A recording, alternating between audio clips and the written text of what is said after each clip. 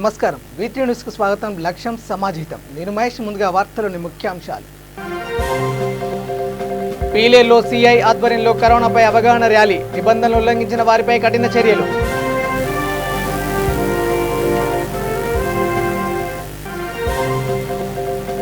ప్రకాశం జిల్లా గిద్దలూరులో కిడ్నాప్ కేసును ఛేదించిన పోలీసులు. 18 లక్షల రూపాయల నగదు, 13 మొబైల్ ఫోన్లు స్వాధీనం.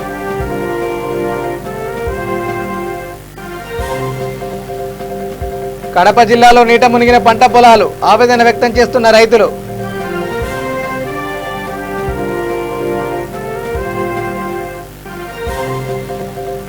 ఇరవై సరిహద్దులు మూసేసిన ఏపీ పోలీసులు. ఈ పాస్ చూపిస్తేనే అనుమతిస్తామంటూ వెల్లడి.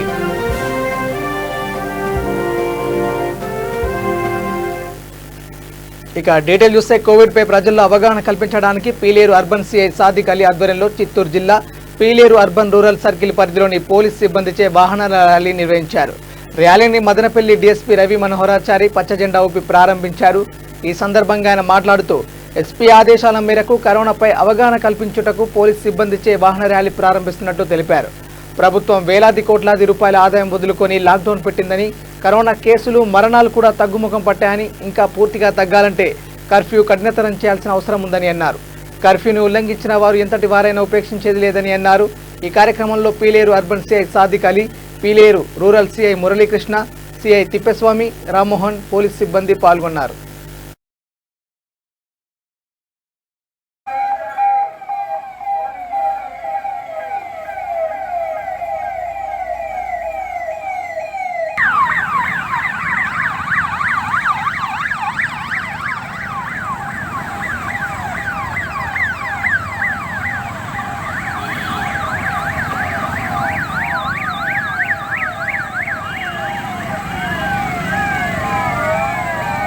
లాక్డౌన్ సందర్భంగా మా ఎస్పీ గారి చిత్తూరు జిల్లా ఎస్పీ గారి ఆదేశాల మేరకు ప్రజల్లో అవేర్నెస్ క్రియేట్ చేయడం కొరకు, అదేవిధంగా లాక్డౌన్ పటిష్టంగా అమలు చేయడం కొరకు ఈరోజు వెహికల్ ఫాస్ట్ మార్చ్ ఫాస్ట్ చేయడం జరిగింది పట్టణ పురవీధుల్లో అంతా కూడా. సో అందరికీ ఎందుకు తిరిగారు ఏం సంగతి అన్న భావన కలిగింది కాబట్టి దీన్ని అవేర్నెస్ క్రియేట్ చేయదలిచాం. అదేవిధంగా ఎస్పీ గారి ఉత్తర్వుల మేరకు అందరికీ ఒక విన్నపం ఏమంటే ఖచ్చితంగా లాక్డౌన్ను గట్టిగా అమలు చేయాల్సిందే. ఇప్పుడిప్పుడే కొంచెం కేసులు తగ్గుముఖం పడుతున్నాయి, దానిలో మరణాలు కూడా తగ్గుముఖం పడుతున్నాయి. ఈ లాక్డౌన్ వల్ల ప్రభుత్వము కొన్ని వేల కోట్ల ఆదాయాన్ని వదులుకొని లాక్డౌన్ పెట్టింది అంటే ప్రజల ఆరోగ్యాన్ని కాపాడడం కొరకు, ప్రజల యొక్క ఈ పాజిటివిటీ రేటు తగ్గించడం కొరకు మాత్రమే అన్ని వేల కోట్లు వదులుకొని. కాబట్టి ప్రజలందరూ కూడా దీన్ని అర్థం చేసుకొని, ఈ యొక్క భావాన్ని అర్థం చేసుకొని పోలీసులకు సహకరించి ఈ లాక్డౌన్ పటిష్టంగా అమలుపరుద్దాం. మన పీలేరులో కరోనా శాతాన్ని పూర్తిగా తగ్గిద్దాం. ఇక ప్రకాశం జిల్లా గిద్దలూరులో కిడ్నాప్ కేసును పోలీసులు ఛేదించారు. ముద్రగడ్డ జనార్దన్ అనే రియల్ ఎస్టేట్ వ్యాపారి తన 12 మంది స్నేహితులతో కలిసి కిడ్నాప్కు పాల్పడుతున్నట్లుగా పోలీసులు గుర్తించి 13 మంది కిడ్నాపర్లను అదుపులోకి తీసుకున్నారు. కొద్ది రోజుల క్రితం జిల్లాల నర్సిరెడ్డి, కొల్లి బాలరంగయ్య అనే రియల్ ఎస్టేట్ వ్యాపారులను కిడ్నాప్ చేసి నర్సిరెడ్డి వద్ద 5 లక్షలు, బాలరంగయ్య వద్ద 16 లక్షల రూపాయల నగదును కిడ్నాపర్లు తీసుకున్నట్టు పోలీసులు గుర్తించారు. అదుపులోకి తీసుకున్న కిడ్నాపర్ల వద్ద నుంచి 18 లక్షల రూపాయల నగదు, ఒక కారు, 4 బైకులు, 13 మొబైల్ ఫోన్లు స్వాధీనం చేసుకున్నారు. నిందితులను రిమాండ్కు తరలిస్తున్నట్లుగా డీఎస్పీ కిషోర్ కుమార్ వెల్లడించారు.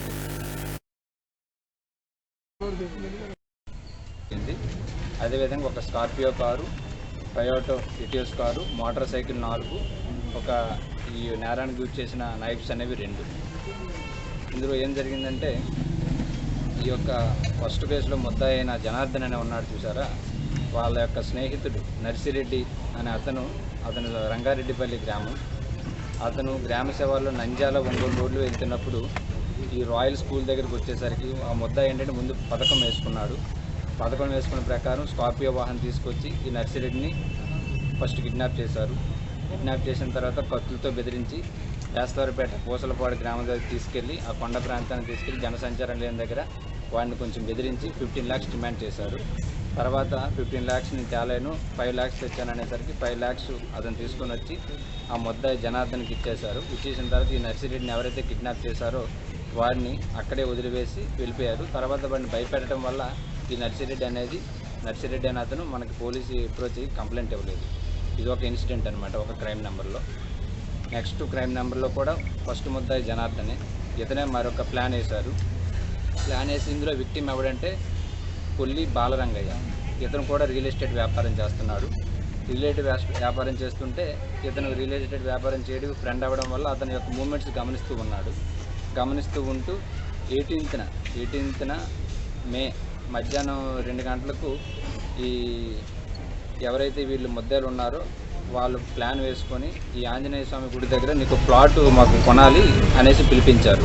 ఎవరిని? ఈ బాలరంగయ్యని పిలిపించిన తర్వాత ఇమ్మీడియట్గా అక్కడ వీళ్ళు ఉన్నారు కాబట్టి ఇమ్మీడియట్గా అతను కిడ్నాప్ చేసి ఆ తర్వాత ఈ నల్లగుంట్ల గ్రామం ఈ కొండలే ఉన్నాయి కదా అటువైపు కొంచెం జనసంచారం లేని దగ్గర తీసుకువెళ్ళి వాడిని కొట్టి మళ్ళీ సేమ్ ఎంఓ అనమాట. ముందైతే ఏ క్రైమ్లో ఉండో అదే విధంగా మొత్తం ఫస్ట్ అయితే ఒక ₹1 కోటి డిమాండ్ చేశారు.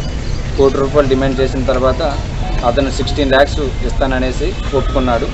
తర్వాత 16 lakhs వాళ్ళ ఫ్రెండ్స్ దగ్గర అరేంజ్ చేసి తర్వాత వాళ్ళ స్నేహితుల ద్వారా అరేంజ్ చేసి ఈ ఎక్కడైతే ఈ ముద్దాయిలు చెప్పారో ఆ ప్లేస్కి వచ్చి ఆ మనీ ఇచ్చేశారు. మనీ ఇచ్చేసిన తర్వాత ఈ బాలరంగాన్ని సేమ్ ఆ వెహికల్లో తీసుకుని వచ్చి అక్కడ విడిచిపెట్టేశారు అన్నమాట. ఈ బాలరంగాన్ని కూడా సేమ్ అంతే. ఏం చేశారంటే నువ్వు పోలీసులు చెప్తే బెదిరిస్తాము అనేది వాడిని భయపెట్టడం వల్ల ఈ కంప్లైంట్ అనేది మాకు టైం మిలి వాడు మమ్మల్ని అప్రోచ్ అవ్వలేదు. ఆ భయంతో ఎందుకు అనేసి చంపేస్తారన్న భయంతో. కాబట్టి మాకు కంప్లైంట్ అనేది కొన్ని రోజులు కొంచెం డిలే అయ్యి వచ్చింది. ఈ రెండిట్లో కూడా వీళ్ళు ఒక గ్యాంగ్గా ఏర్పడి వీళ్ళ యొక్క పర్సన్స్ యొక్క మూమెంట్స్ని ఐడెంటిఫై చేస్తూ వాళ్ళని కిడ్నాప్ చేసి వాళ్ళని భయభ్రాంతులు చేసి వాళ్ళ దగ్గర మనీ డిమాండ్ చేసి ఆ తర్వాత మనీ వాళ్ళు వచ్చిన తర్వాత వీళ్ళని వదిలివేయడం జరిగింది. అందుకు ఎవరైనా సరే వీళ్ళు ఈ యొక్క ఇలాంటి ఇల్లీగల్ యాక్టివిటీస్లో ఎవరైనా పాల్గొన్నా సరే వాళ్ళకి యాజ్ పర్ లా మేము శిక్షించడం జరుగుతుంది. ఇలాంటివి మన యొక్క పరిధిలో జరిగితే మాత్రం వాళ్ళ మీద రౌడీ షీట్స్ ఓపెన్ చేసి. కడప జిల్లా వేంపల్లి మండలంలో కురిసిన వర్షాలకు పంట పొలాలు నీట మునిగాయి. గండిపాబాగ్ని నదికి వర్షపు నీరు వచ్చి చేరాయి. భారీ వర్షాలకు వాగులు వంకలు పొంగుపొర్లుతున్నాయి. పలు చోట్ల వేరుశెనగ పంట నీట మునిగింది. ఎడతెరిపి లేకుండా భారీ వర్షాల కారణంగా కుందు ఉధృతంగా ప్రవహిస్తుంది. దాదాపు అడుగు మేర నీరు ప్రవహిస్తుండటంతో చుట్టుపక్కల సాగిన వరి పొలాలు దాదాపుగా నీట మునిగాయి. అధిక వర్షానికి మొలక దశలోనే ఆది పూర్తిగా నష్టపోవాల్సి వచ్చింది. దీంతో రైతులు ఆవేదన వ్యక్తం చేస్తున్నారు.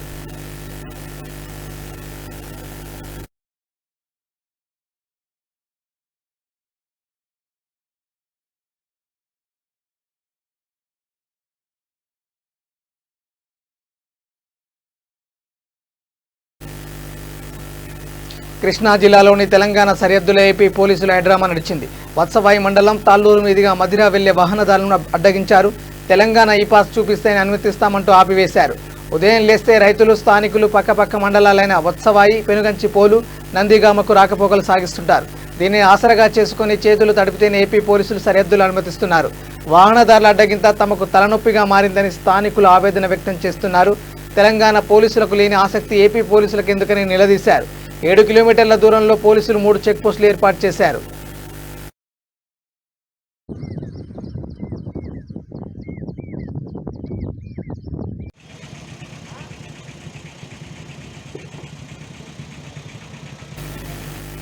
అనంతపురం జిల్లాలో చమన్ సాబ్ ఫౌండేషన్ ఆధ్వర్యంలో పోలీసులకు, ఎలక్ట్రానిక్ మీడియా మిత్రులకు డీఎస్పీ వీరరాఘవరెడ్డి చేతుల మీదుగా N95 మాస్కులు, శానిటైజర్స్ అందజేశారు.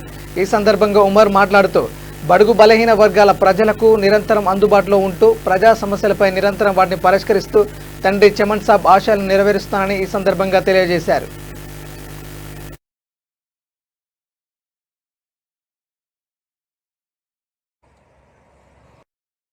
కరోనా కష్టకాలంలో ఎంతో సేవలు అందిస్తున్న ఈ పోలీస్ డిపార్ట్మెంట్కి సార్ వీరరాఘవ గారి సహకారంతో ఈ చమన్ సాబ్ ఫౌండేషన్ ద్వారా కరోనా పరిరక్షణ పరికరాలన్నీ ఇవ్వడం జరిగింది. ఇటువంటి కోవిడ్ టైంలో ఎంతో కష్టకాలంలో ఫ్రంట్ లైన్లో ఉండి కుటుంబాన్ని కూడా లెక్క చేయకుండా సేవలు అందిస్తున్న పోలీస్ డిపార్ట్మెంట్ వారికి అందజేయడం ఎంతో సంతోషంగా ఉంది.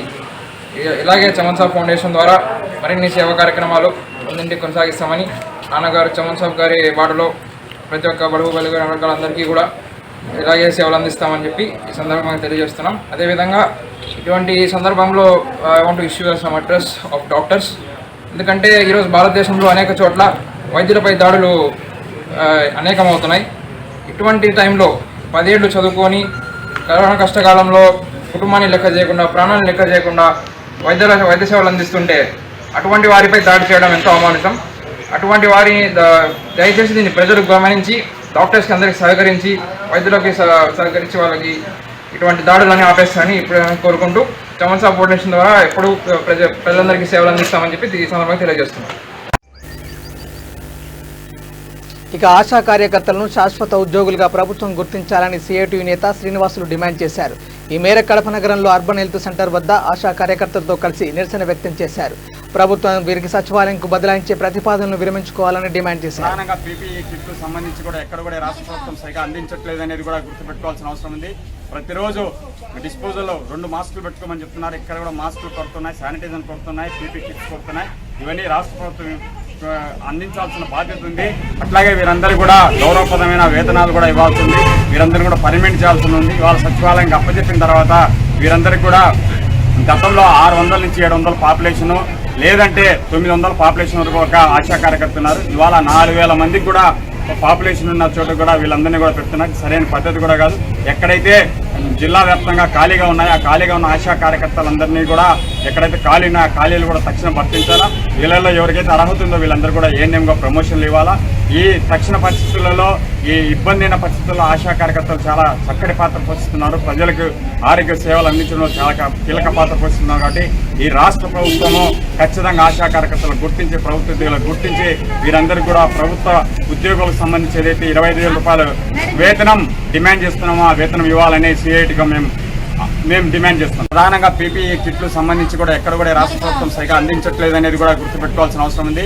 ప్రతిరోజు డిస్పోజల్లో 2 మాస్కులు పెట్టుకోమని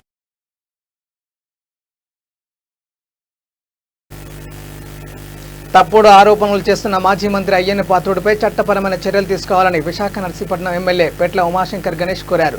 ఏరియా ఆసుపత్రిలో చికిత్స పొందుతూ 3 వ్యక్తులు మృతి చెందారని, తప్పుడు ఆరోపణలు చేసి ప్రభుత్వంపై చెడు ప్రచారం చేశారని, ఆయనపై చర్యలు తీసుకోవాలని అన్నారు. కార్యక్రమం చేసిన సంగతి మనం కూడా చూసాం. ఆయన ఏమంటారంటే నిన్న కాలం చెల్లిన రెమ్డెసివిర్ ఇంజక్షన్లో నర్సీపట్నం ఏరియా హాస్పిటల్లో మరి ఇస్తున్నారని, దాని కారణంగా 3 మరణించారని చెప్పి నిన్న ఆరోపణలు చేసిన సంగతి మనం కూడా చూసాం. ఒక విషయం తెలుసుకోవాలి, ఈరోజు రెమ్డెసివిర్ ఇంజక్షన్ తయారు చేస్తున్న మరి కంపెనీల్లో ఒకటైన మైలాన్ ల్యాబొరేటరీస్ లిమిటెడ్ వారు director general of health services government of ఇండియాకి ఒక లెటర్ రాయడం జరిగింది. ఆ లెటర్కి సమాధానం ఇస్తూ దానిపై కేంద్ర డ్రగ్స్ కంట్రోలర్ జనరల్ ప్రస్తుతం వినియోగంలో ఉన్న రెమ్డెసివిర్ ఇంజక్షన్లు మరో 18 నెలల పాటు వినియోగించడానికి అనుమతి ఇవ్వడం జరిగిందని చెప్పి వాళ్ళ లెటర్కి ఆన్సర్ చేయడం జరిగింది. అయితే దీనిపైనే మరి కేంద్ర ప్రభుత్వ అనుమతి మేరకే ఈ ఇంజక్షన్లు వినియోగిస్తున్న సంగతి మీ అందరూ కూడా తెలియపరచడం జరుగుతుంది. మరి వీటిని నర్సీపట్నం ఏరియా హాస్పిటల్లో కూడా మరి వినియోగించడం చూస్తున్నాం.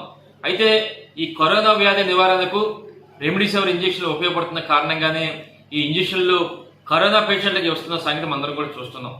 అయితే ఈ మధ్య కాలంలో నర్సీపట్నంలో 3 మరణిస్తే ఆ 3 కూడా కాలం చెల్లిన రెమ్డెసివిర్ ఇంజక్షన్ల వల్లనే మరణించారని చెప్పి అయ్యన్న పాత్రుడు ఆరోపించిన సంగతి నిన్న చూడటం జరిగింది.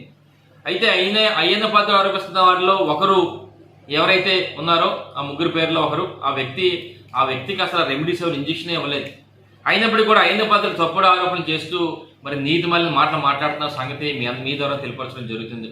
అయితే మిగతా ఇద్దరికి కూడా ఎవరైతే అయ్యన్న పాత్రుడు ఆరోపించారో మిగతా ఇద్దరు కూడా మరి రెమ్డెసివిర్ ఇంజక్షన్లో 5 డోసుల పాటు ఇవ్వడం జరిగింది. మరి దురదృష్టవశాత్తు వారు మరణించడం చాలా బాధాకరం అయినప్పటికీ కూడా అయితే అయ్యన్న పాత్రుడు ఆరోపిస్తున్నట్టుగా మరి ఎక్స్పైర్డ్ అయిన ఇంజక్షన్ ఇచ్చి ఉంటే మరి మొదటి డోసుకే వారికి రియాక్షన్ వచ్చి ఉండేది. మరి 5 రోజుల పాటు వాళ్ళిద్దరికి కూడా 5 డోసులు వారికి ఇచ్చిన సంగతి మీ ద్వారా మరి వారికి తెలియపరచడం జరుగుతుంది. మరి ఇదే ఇంజక్షన్ తీసుకున్న మరి చాలా మంది మరి రెమ్డెసివిర్ ఇంజక్షన్ చేసుకున్న చాలా మంది నర్సీపట్నం ఏరియా హాస్పిటల్లో చాలా మంది డిశ్చార్జ్ అయ్యి వెళ్ళారని, సంపూర్ణంగా మరి ఆరోగ్యంతో వెళ్ళారని సంగతి మరి మీ ద్వారా తెలియపరచడం జరుగుతుంది. మరి ఇలాంటి కరోనా విపత్కర పరిస్థితుల్లో కూడా మరి రాజకీయం చేస్తున్నారో ఈ చంద్రబాబు నాయుడు అయ్యన్న పాత్రుడు అని చెప్పి మరి మీ ద్వారా తెలియపరచడం జరుగుతుంది. మరి ఎలాగుందంటే శవాలపై చెల్లర ఏరుకోవడం అన్నట్లుగా మరి చంద్రబాబు అయ్యన్న పాత్రుడు మరణించిన వారిపై రాజకీయాలు చేసి తద్వారా ఈ ప్రభుత్వంపై బురదల్లే కార్యక్రమం చేస్తారని చెప్పి మీ ద్వారా తెలియపరచడం జరుగుతుంది. మరి ప్రజల మరణాలను సైతం కూడా రాజకీయాలకు వాడుకుంటూ పనికి మాల మాట్లాడుతున్నాడు అయ్యింది పద్ధతి అని చెప్పి మరి మీ ద్వారా తెలియపరచడం జరుగుతుంది.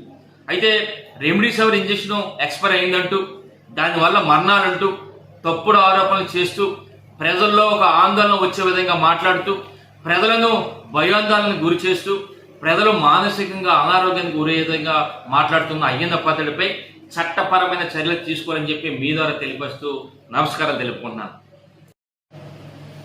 అందరికీ నమస్కారం అండి.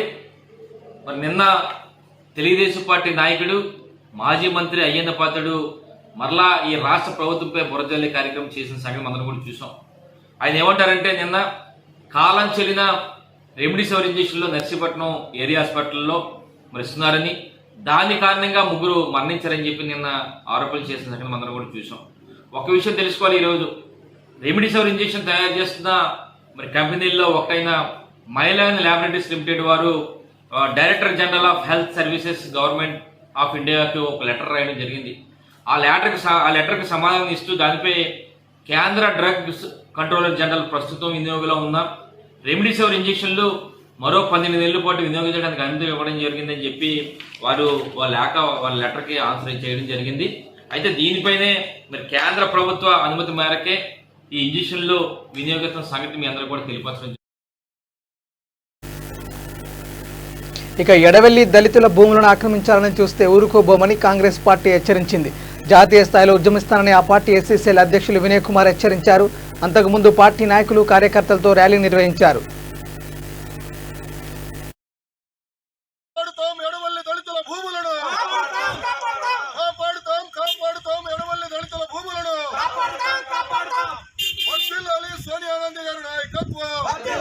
సంబంధించినటువంటి విషయంలో కాంగ్రెస్ పార్టీ దళితుల పక్షాన కాంగ్రెస్ పార్టీ వ్యతిరేకంగా వివరిస్తే వాళ్ళ పట్ల కాంగ్రెస్ పార్టీ తీవ్రంగా రాహుల్ గాంధీ గారి దగ్గర నుంచి, సోనియా గాంధీ గారి దగ్గర నుంచి, మన రాష్ట్ర అధ్యక్షులు మన శైలజానాథ్ గారి దగ్గర నుంచి అందరి దగ్గర కూడా మీకు మద్దతు ఉంటుందని, కాంగ్రెస్ పార్టీ మీ వైపు ఉంటుందని, ఈ భూముల పరిరక్షణకి కాంగ్రెస్ పార్టీ దళితులకు అండగా ఉంటుందని తెలియజేస్తూ కాంగ్రెస్ పార్టీ తరఫున ఎవరైనా సరే స్థానిక ఎమ్మెల్యే కావచ్చు లేదా అధికారులు కావచ్చు ఈ భూముల పైన కన్నేస్తే వాళ్ళకి సరైన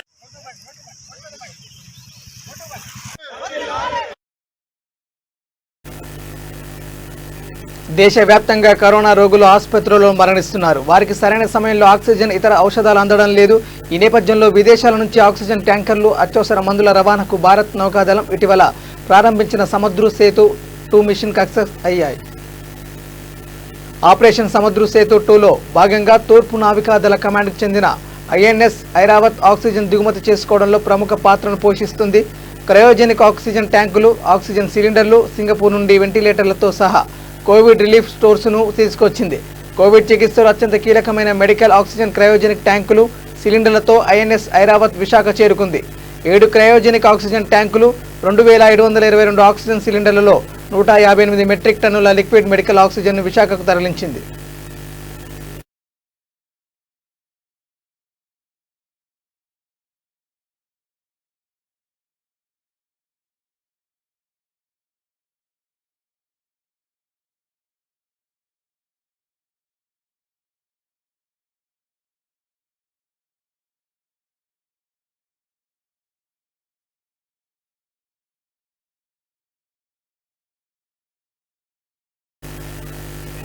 ఇక పుట్టపర్తి నియోజకవర్గ పేదల సొంతింటి కల నెరవేరనుంది. ఇందులో భాగంగా శాసనసభ్యుడు శ్రీధర్ రెడ్డి పెడబెల్లిలో భూమి పూజ చేశారు. ఈ సందర్భంగా ఆయన మాట్లాడుతూ పెడబెల్లికి 600 ఇళ్లు మంజూరు చేశామన్నారు. డిసెంబర్ నాటికి పనులు పూర్తి చేయాలని అధికారులను ఆదేశించారు. కార్యక్రమంలో ప్రత్యేక అధికారి డాక్టర్ రాము, ఎంపీడీఓ నరేష్, గృహ నిర్మాణ శాఖ అధికారులు పాల్గొన్నారు.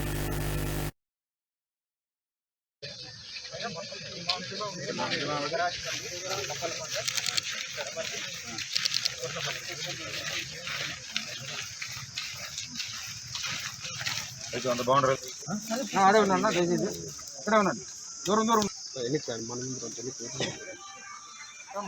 బాగా వస్తాడు, ఎవరు అర్థం లేదు.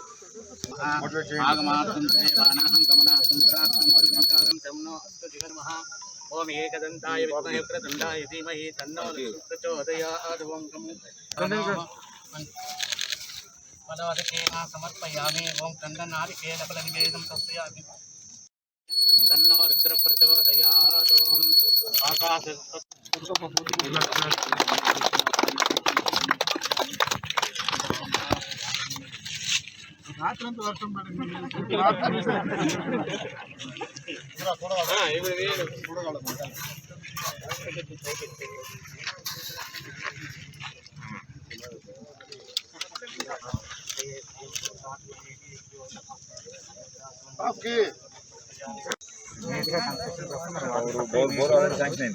కన్స్ట్రక్షన్ కోసం 60,000 ఇళ్ళు మనం మొదటి విడతలో కడుతున్నాం. రాష్ట్ర వ్యాప్తంగా 15,60,000 ఇళ్ళు కడుతున్నాం. అంటే ఈ ఇల్లు కట్టేదానికి కూడా దాదాపుగా 28,000 కోట్ల రూపాయలు. ఈ దేశ చరిత్రలోనే ఏ రాష్ట్ర ముఖ్యమంత్రి చేయని విధంగా ఈరోజు మన గౌరవ ముఖ్యమంత్రి గారు తన సొంత అక్క తన చెల్లెమ్మ సంతోషంగా ఉండాలి, వారు ఎక్కడే కానీ ఎప్పుడే కానీ వారి కళ్ళల్లో కన్నీటి చుక్క రాకూడదు, సొంత ఇంటి లేదు అనే ఒక బాధ ఉండకూడదు అనే లక్ష్యంతో తీసుకున్నటువంటి నిర్ణయం ఈరోజు నవరత్నాలు పేదరందరికీ ఇండ్లని చెప్పి గౌరవ ముఖ్యమంత్రి జగన్మోహన్ రెడ్డి గారు చెప్పడం జరిగింది. మొదటి విడతలో 28,000 కోట్ల రూపాయలు, రెండో విడతలో 22,000 కోట్ల రూపాయలు, మొదటి విడతలో 12,80,000 ఇళ్ళు కట్టబోతున్నాం. అంటే మీరు ఒక్కటి ఆలోచించండి, మీరు వద్దంటే ఇల్లు ఇస్తాం, కావాలన్నా ఇల్లు ఇస్తాం. దయచేసి గుర్తుపెట్టుకోండి, మీ బిడ్డ, మీ తమ్ముడు, మీ అన్న జగనన్న ఈ రాష్ట్రానికి ముఖ్యమంత్రిగా ఉన్నాడు. మీ కళ్ళల్లో ఎప్పుడు ఆనందమే ఉండాలి. మీ పెదాల మీద చిరునవ్వుతో ఈరోజు ఇక్కడంతా మొదలు పెడితే నేను మళ్ళా 6 నెలలు తిరుగుకుండా మళ్ళీ వస్తానక్క. దయచేసి ప్రతి ఒక్కరూ గునాదులు పడాలా, గోడలు పైకి లేయాలా, స్లాబులు పడిపోయాలి. కర్నూలు జిల్లాలో కరోనా విపత్తులో మానవతా దృక్పథంతో సేవలందించిన స్వచ్ఛంద సేవకులైన సద్గురు దత్త కృపాలయం వారిని జిల్లా SP doctor Fakirappa Kaginelli IPS అభినందించి మెమోంట్లు అందజేశారు. శాల్వాతో సన్మానించారు. ఈ కార్యక్రమంలో పోలీసు సిబ్బంది తదితరులు పాల్గొన్నారు.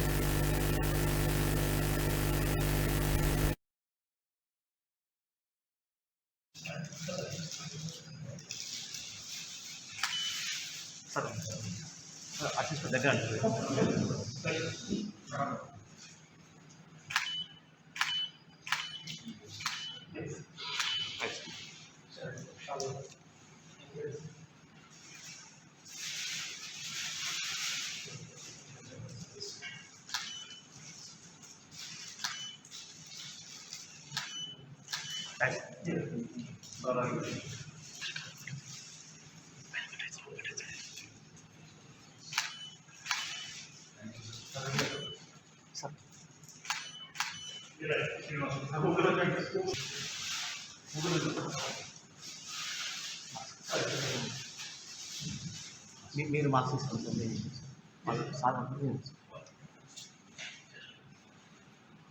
చూడండి సార్.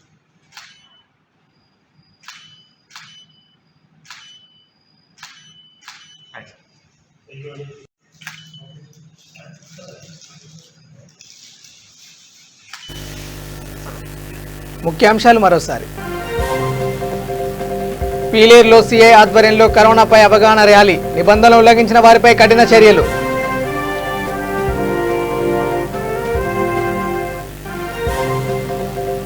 ప్రకాశం జిల్లా గిద్దలూరులో కిడ్నాప్ కేసును ఛేదించిన పోలీసులు. 18 లక్షల రూపాయల నగదు, 13 మొబైల్ ఫోన్లు స్వాధీనం.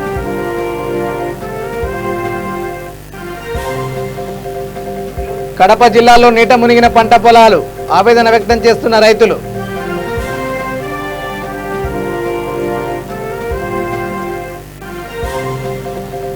ఇరవై 22 సరిహద్దులు మూసేసిన ఏపీ పోలీసులు. ఈ పాస్ చూపిస్తేనే అనుమతిస్తామంటూ వెల్లడి.